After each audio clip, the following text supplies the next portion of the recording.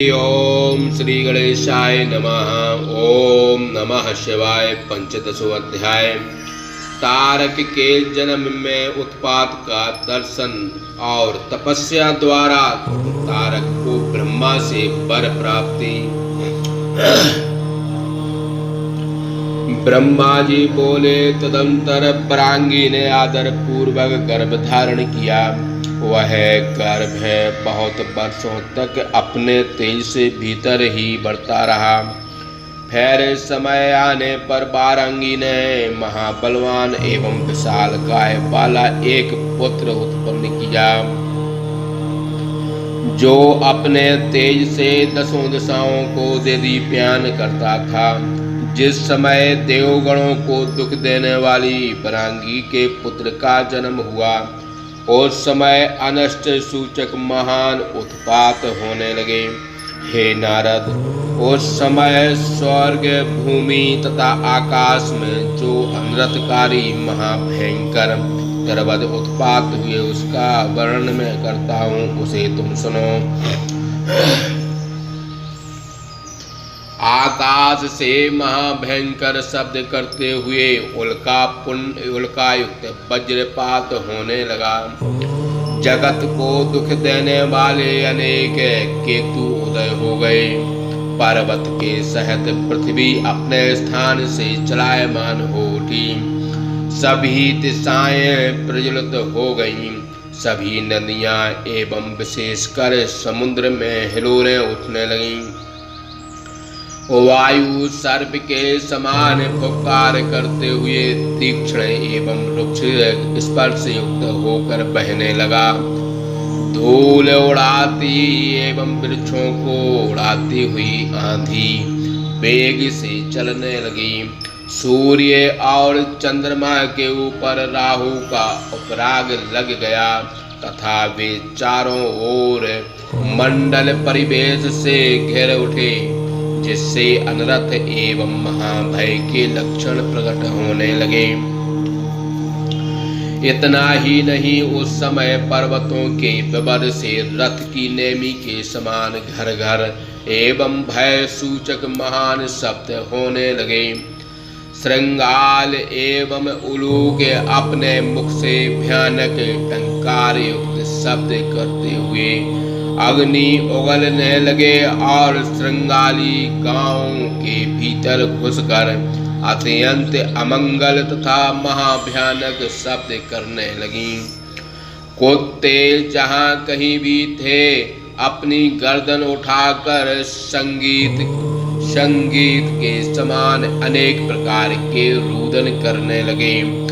गधे मदमत होकर भयानक शब्द करते हुए अपने खुरों से पृथ्वी को कुरेदने लगे और झुंड के झुंड इधर से उधर दौड़ मचाने लगे।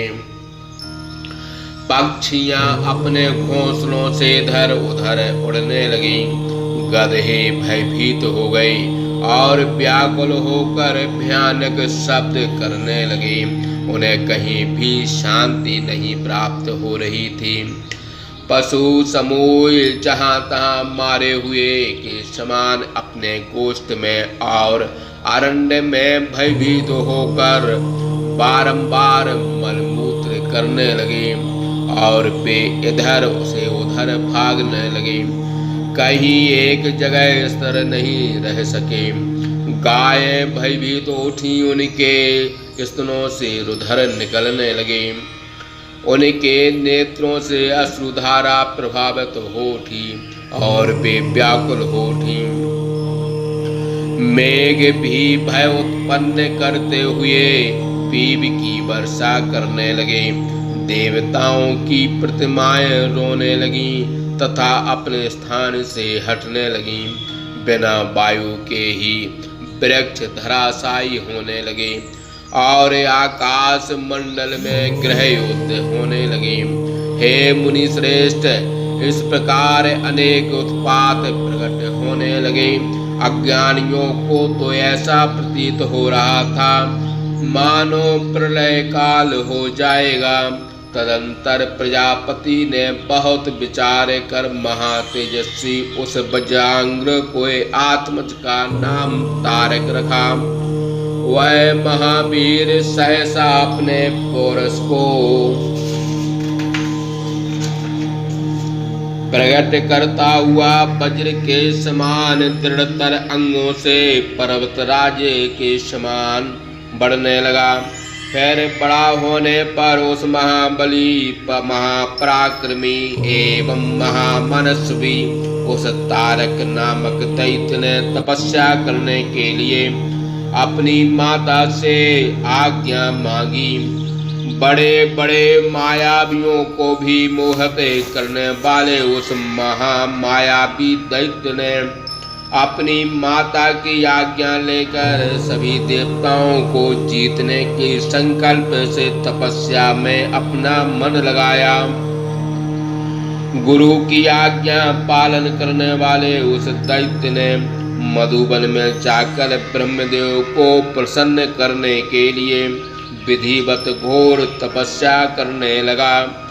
वह दृढ़ व्रत दैत्य अपने चित्त को स्थिर कर दृढ़ता से अपने नेत्रों के द्वारा सूर्य को देखता हुआ अपनी भुजा ऊपर उठाए हुए एक पैर से 100 बरस पर्यंत तपस्या करता रहा।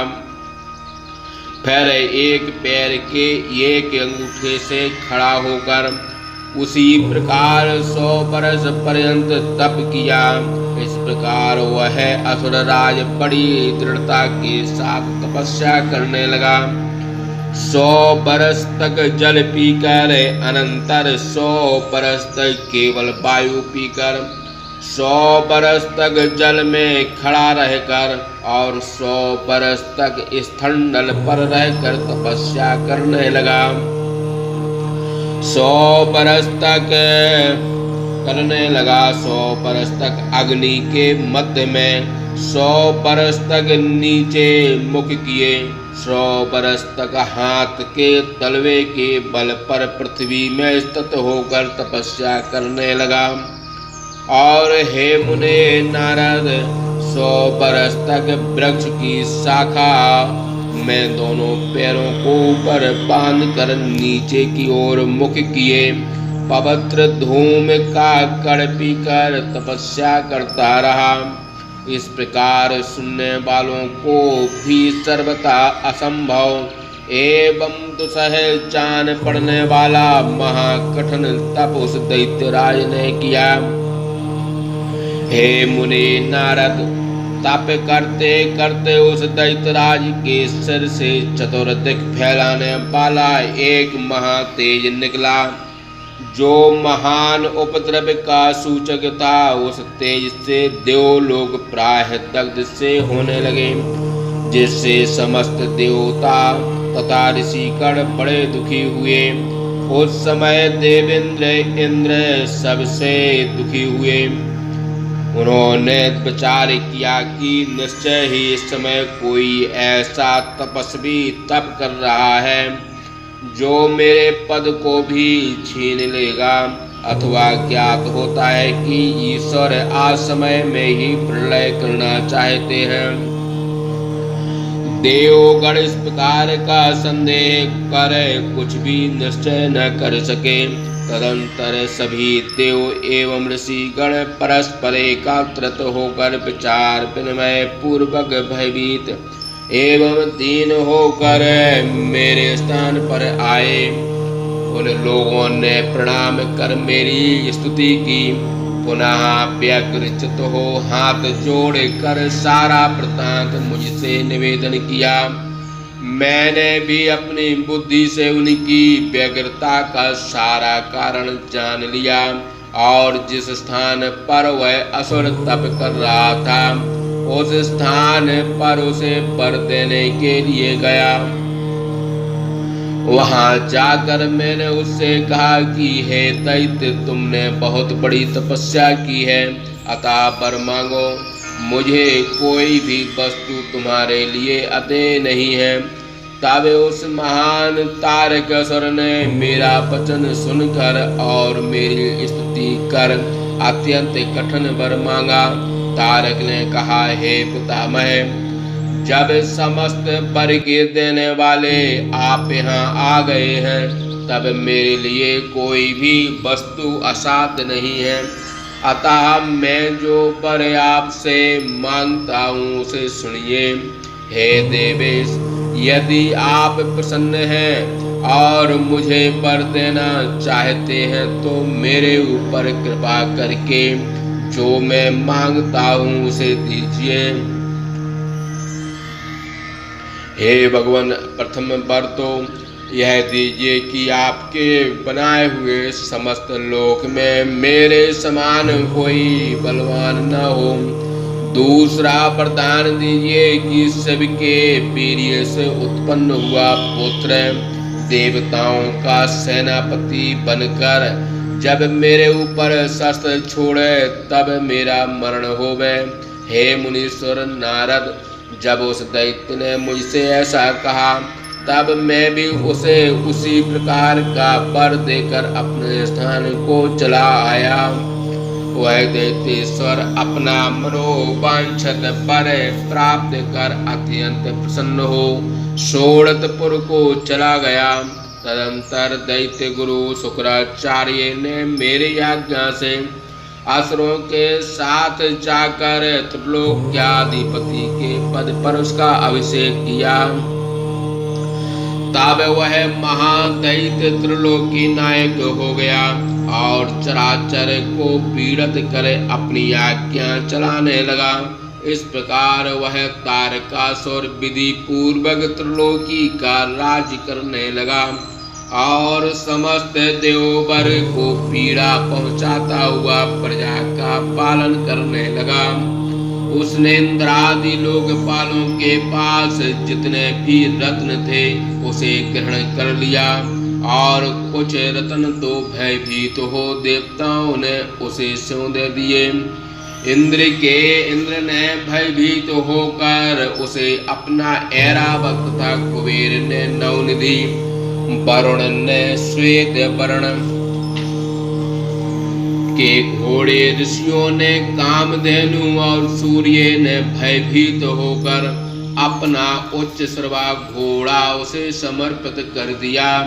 इतना ही नहीं, उस असुर ने जिन लोगों के पास जो जो उत्तम वस्तु देखी थी उन वस्तुओं को हठात उनसे ले लिया। इस प्रकार त्रिलोकी सर्वथा निस्सार हो गया। हे मुने, समुद्र ने भी भयभीत होकर उसे समस्त रत्न प्रदान किया। उसके शासन से भयभीत हुई पृथ्वी बिना जोते ही अन्न प्रदान करने लगी और प्रजागण अपनी अपनी कामना के अनुसार समस्त वस्तु प्राप्त करने लगे। उसके शासन से भयभीत हुए सूर्य उतना ही तपते जिससे किसी को कोई कष्ट न हो। चंद्रमा सदैव उजाला करता रहा और वायु निरंतर सबके अनुकूल ही चलता। उस दुरात्मा असुर ने देवता तथा पितरों के उद्देश्य से दिए जाने वाले सारे हव्य एवं कव्य अपने बस में कर लिए। इस प्रकार वह तीनों लोकों को बस में कर इंद्रपन बैठा। वह संयमशील तारकासुर पृथ्वी में अद्वितीय राजा हुआ और अद्भुत प्रकार से राज संचालन करने लगा। उसने समस्त देवताओं को उनके अधिकारों से वंचित कर दिया और उनके स्थानों पर दैत्यों को नियुक्त किया और उन देवताओं को असुर कर्म में नियुक्त कर दिया। तब हे मुने, तारकासुर से पीड़ित हुए समस्त इंद्रादि देवगण अत्यंत व्याकुल होकर मेरी शरण आए। इस प्रकार सदत्ती भाषा टीका सहित शिव महाप्राण के अंतर्गत द्वितीय रुद्र संहिता के तृतीय पार्वती खंड में तारकासुर का तप एवं राजवर्णन नामक 15वां अध्याय समाप्त। बोलिए शंकर भगवान की जय।